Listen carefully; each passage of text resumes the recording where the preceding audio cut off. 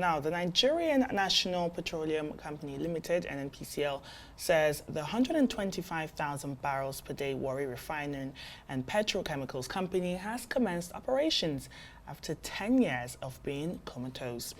This comes barely 3 weeks after the Port Harcourt Refinery came back on stream. The refinery was inaugurated in 1978 when General Olusegun Obasanjo was head of state. Located in Ekwan, Uvwe and Ubeji in Warri, the refinery produces 13 tons of polypropylene and 18,000 tons of carbon black annually. The Federal Executive Council had in August 2021 approved the contract award for the rehabilitation of Warri and Kaduna refineries at $1.5 billion.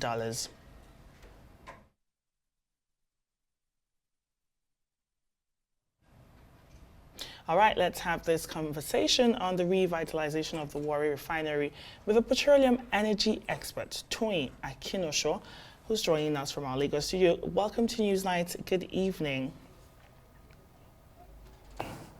Good evening, viewers. Good evening, Nigerians. Good evening.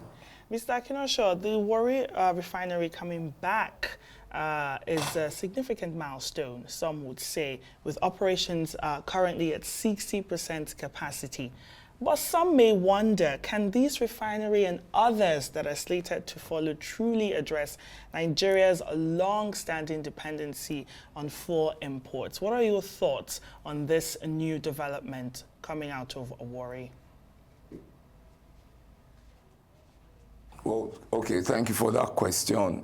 My sense is that because we already have the Dangote refinery. Are you saying something? No, you can carry on. Because we already have the Dangote refinery operating.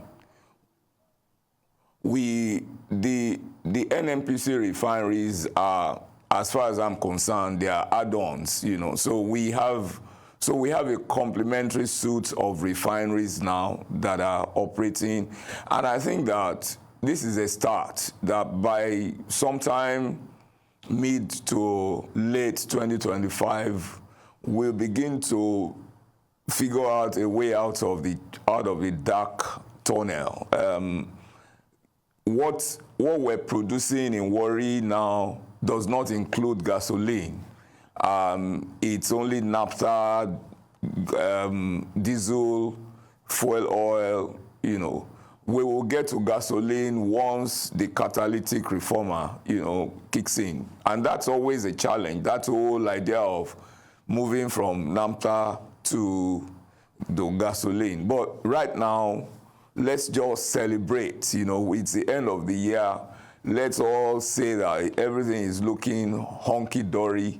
And we're just, I would call it some kind of incremental movement, but we're not anywhere yet there. Yes.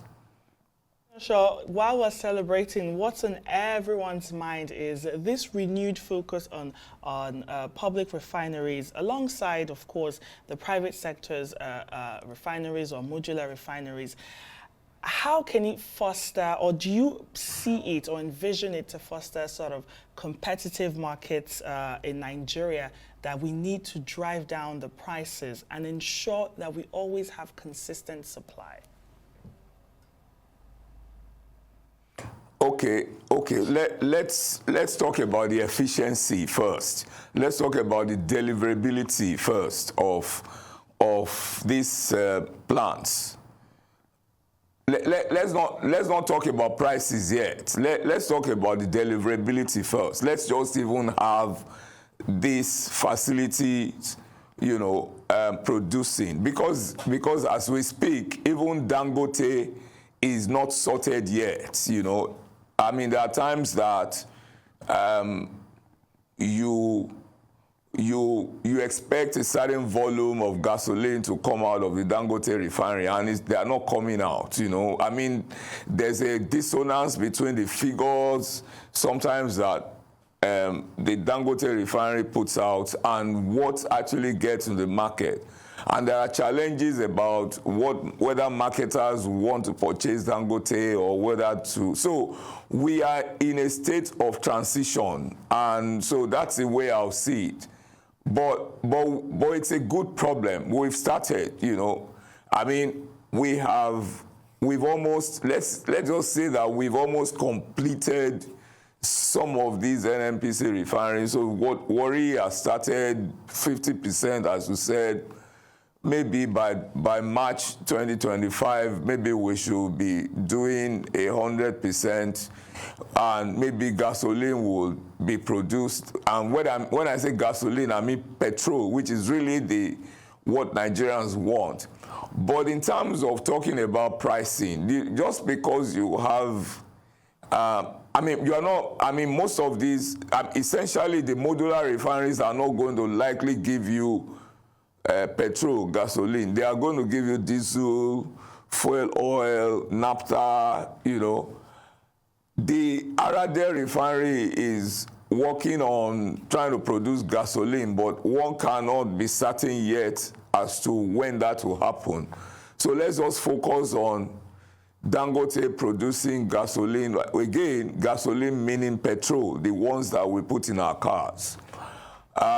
So that's the only refinery that is producing petrol now. Every other refinery, whether it's Port Harcourt, whether it's Warri, they're doing essentially diesel, fuel oil, and naphtha. And so so the point I'm making is that, it's a long road ahead, but we have started. We weren't at this stage a year ago, and I think that it's a gradual thing. So let's celebrate the little milestones. Let's just be happy and say it's the end of the year.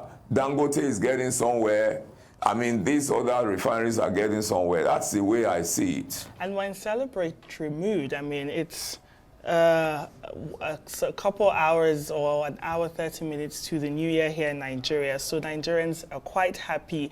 And in as much as you say we shouldn't talk about pricing, Nigerians really want to know, oh my God, are we going to have these products more affordable to us? But let's talk about NNPC's plans for the future. They say, look, we plan to export refined products, very ambitious. But you also know that we have our domestic issues, prices fluctuating, demand is high, no supply.